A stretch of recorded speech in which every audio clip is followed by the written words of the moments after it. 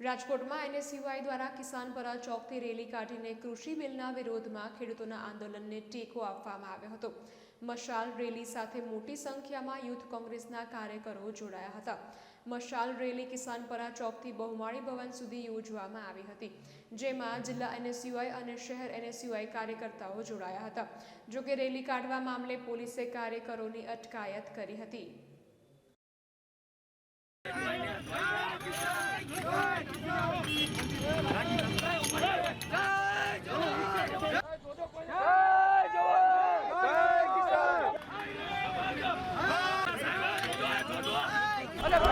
તાત્કાલિક પડે ન્યાય મળવો જોઈએ। અમારી સ્પોર્ટ્સમેન માંગણી છે।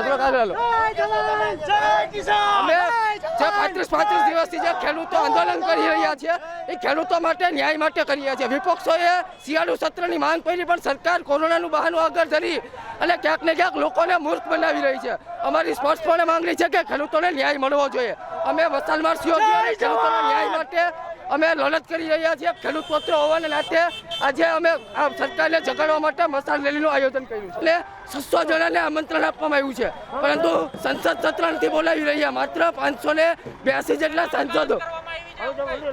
ભાજપ સરકાર પોલીસને આગળ કરીને ક્યાંક ને ક્યાંક લોકશાહીનું હનન કરી રહી છે।